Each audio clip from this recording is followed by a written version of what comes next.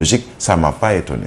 Maintenant, l'avenir des députés de PASTEF plutôt, Birahim, est-ce qu'il est menacé quand même après la dissolution du parti? Parlons de l'avenir, pas seulement des députés, mais même de Ousmane Sonko. Alors, Ousmane Sonko, déjà, il reste encore éligible aujourd'hui, malgré le mandat de dépôt, malgré l'arrestation, malgré la prison. Il reste éligible et il peut même, à partir de la prison, puisqu'il n'a pas été jugé définitivement, ni condamné définitivement, briguer un mandat. On peut sortir de prison et aller directement au palais de la République. On peut sortir de prison, être élu en prison, sortir pour exercer peut-être ce mandat. Pas seulement présidentiel, ça peut être également un autre mandat, puisque il n'est pas condamné définitivement. Bien sûr. Si on revient sur la contumace ou lui contumax, les avocats de la défense de Ousmane Sonko ont expliqué le pourquoi aujourd'hui tous les dossiers qui étaient en cours concernant Ousmane Sonko ou toutes les décisions de justice sont aujourd'hui nulles et de nul effet, et que c'est une nouvelle procédure judiciaire qui est entamée. Donc, il n'est pas condamné, ni définitivement, ni autre chose. Il est certes en prison, mais il y a la présomption d'innocence sur Ousmane Sonko. Et sur le cas PASTEF, l'avenir des députés ou le présent des députés, ce n'est pas le parti PASTEF qui a des députés à l'Assemblée nationale. C'est une coalition. Bien sûr. C'est une coalition. Il y a eu Askan Wi. Dans cette coalition, il y a plusieurs partis politiques. Et il y a, oui, c'est ce que pense le journal, c'est ce que pensent certains du parti PASTEF, puisque malgré cette dissolution du parti, hier, un communiqué du parti PASTEF a été largement commenté, distribué un peu dans les réseaux sociaux pour dire que d'abord qu'ils n'ont pas reçu la notification de la dissolution du parti et que, quelle que soit la situation, c'est un parti qui reste debout. Le parti PASTEF ou le projet, ce n'est pas seulement une personne, Ousmane Sonko, ou un parti avec des instances coordonnateurs, instances départementales, instances communales, entre autres associations ou instances des jeunes. C'est d'abord, selon ce qu'on a observé depuis un certain temps, c'est plus un esprit, comme c'était le cas par exemple pour Y en a marre, c'est plus un esprit, un projet qui est peut-être porté par une personne, mais qui est dont d'autres se sont accaparés dans le parti. Pas seulement dans le parti, mais il faut le rappeler, et je le disais souvent et à juste raison, Ousmane Sonko est le leader de l'opposition, en termes notamment de sympathisants qui sont derrière le parti et derrière Ousmane Sonko. Donc, si on dit le parti ou le PASTEF et le projet sont toujours debout, c'est plus l'esprit. Alors, Ousmane Sonko emprisonné, son parti dissous. J'ai vu partout pratiquement, on parle du ministère de l'Intérieur, le ministre qui a dissous le parti. Non, ce n'est pas le ministre de l'Intérieur qui a dissous le parti. Il s'agit d'un décret, et un décret, seul le président de la République peut le signer avec la contre-signature du Premier ministre. Donc le ministre de l'Intérieur n'a fait qu'un sortir un communiqué pour expliquer les raisons de la dissolution du parti. Mais il ne peut pas, même si il reste la tutelle de tous les partis politiques au Sénégal, il ne peut pas, lui, ministre de l'Intérieur, intitut personnel, prendre une décision concernant un parti en actant une dissolution. Il va peut-être suivre le processus légal ou réglementaire après ce décret du président de la République qui, malgré ce qu'on peut dire, a été, c'était dans le communiqué du ministre de l'Intérieur qui a rappelé qu'on a procédé à la dissolution du parti dit PASTEF, les Patriotes, sur décret, en citant même le décret, je pense, 2023, 1408 ou 0814, si je reviendrai peut-être sur cela. Ce n'est pas ça qui est important, mais c'est plus l'acte posé. Aujourd'hui, beaucoup d'éditorialistes depuis hier et aujourd'hui, beaucoup d'observateurs sont revenus, par exemple ici, avec le propos de notre doyen Demba Ndiaye sur la dissolution d'un parti politique, l'emprisonnement d'un leader politique et surtout l'histoire du Sénégal, l'histoire politique. Et c'est pour nous dire quoi?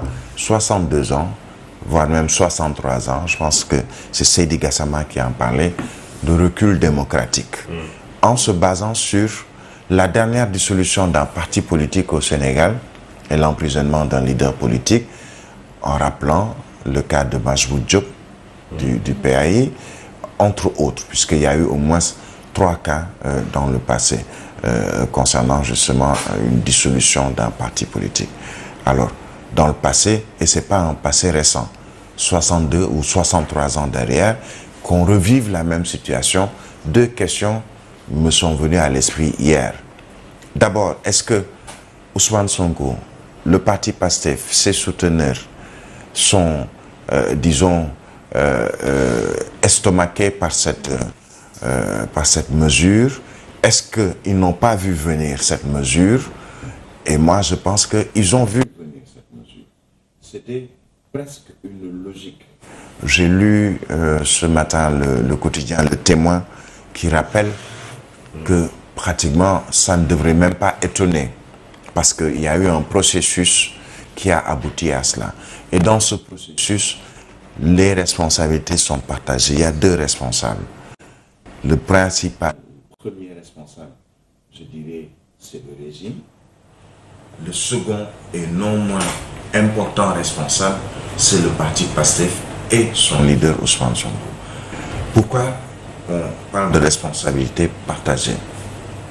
Des erreurs ont été faites de part et d'autre.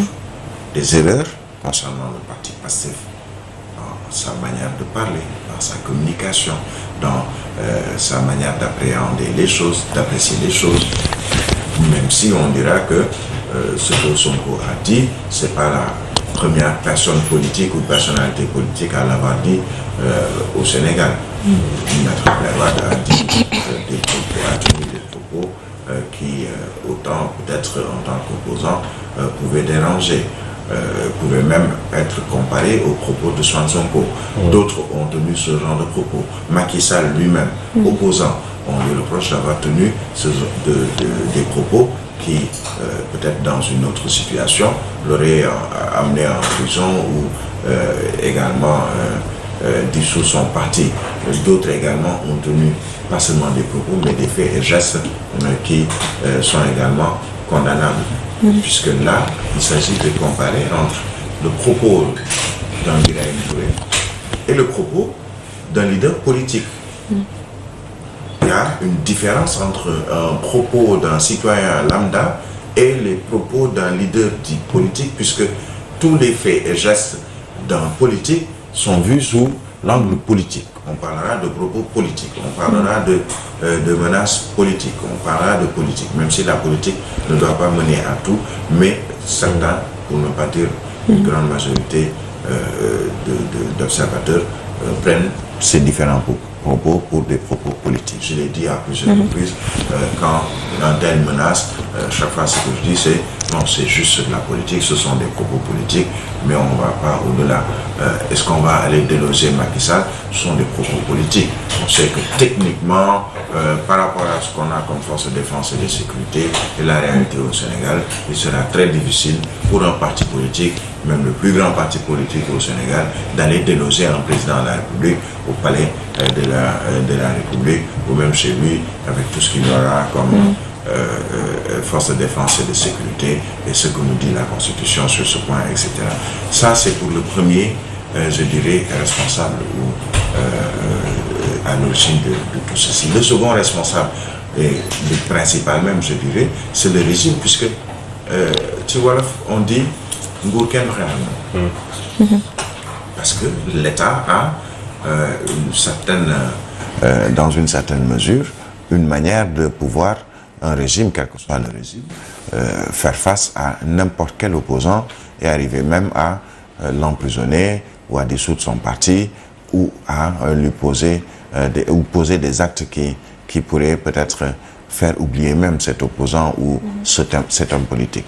C'est tout à fait normal. Pratiquement dans beaucoup de pays au monde, on use, je ne dis pas utiliser, on use quelquefois de sa station pour faire face peut-être à un adversaire parce qu'on a la Constitution avec lui, on a peut-être les forces de l'ordre qui sont républicaines, il faut le rappeler, qui ne sont pas pour un président ou pour un opposant, mais pour la stabilité, pour les populations.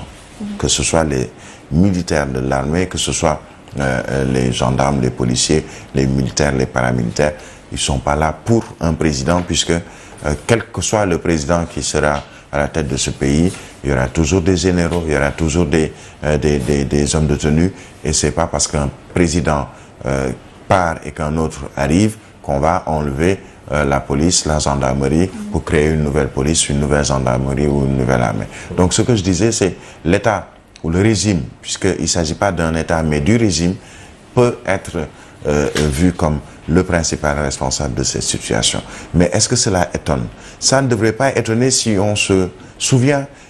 C'est récemment qu'on a parlé de Copper Express, l'un des financiers, ou en tout cas par cette entreprise de transfert d'argent, on disait que le parti PASTEF recevait de l'argent du Sénégal, de l'étranger, de Sénégalais vivant à l'étranger.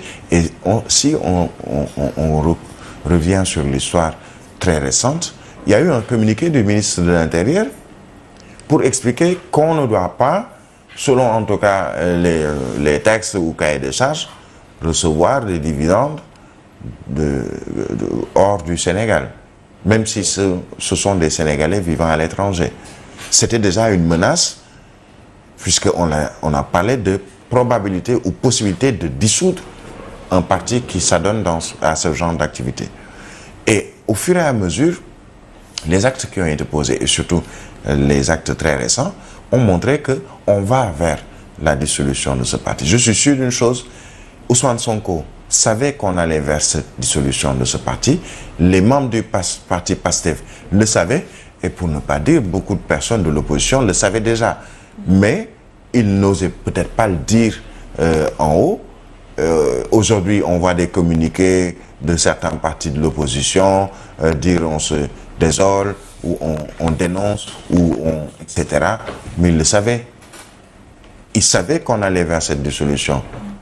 Ça n'étonne pas. Ce qui aurait étonné, c'est de ne pas arriver à cette dissolution. Justement, pour ne pas vous couper la parole, on parle de dissolution. Justement, Ousmane Sonko n'est toujours pas, en tout cas, condamné définitivement. Il y a toujours ce qu'on appelle une présomption d'innocence. Il n'est pas encore reconnu totalement coupable. Pourquoi la précipitation de cette dissolution de son parti? C'est un processus. Je ne sais pas si mon micro passe, on me signale qu'il n'est pas très bon. En tout cas, c'est un processus. Un processus qui vise un homme politique qui dérange, qui est leader naturel de l'opposition. Je maintiens ce propos. Ousmane Sonko est le leader naturel de l'opposition aujourd'hui. Tout ce qu'il a cristallisé comme sympathie, comme affection, comme soutien au sein même de l'opposition, pour le moment, je ne vois pas un autre opposant qui cristallise tout ceci. La preuve, on a arrêté, emprisonné Khalifa Babacar Sall.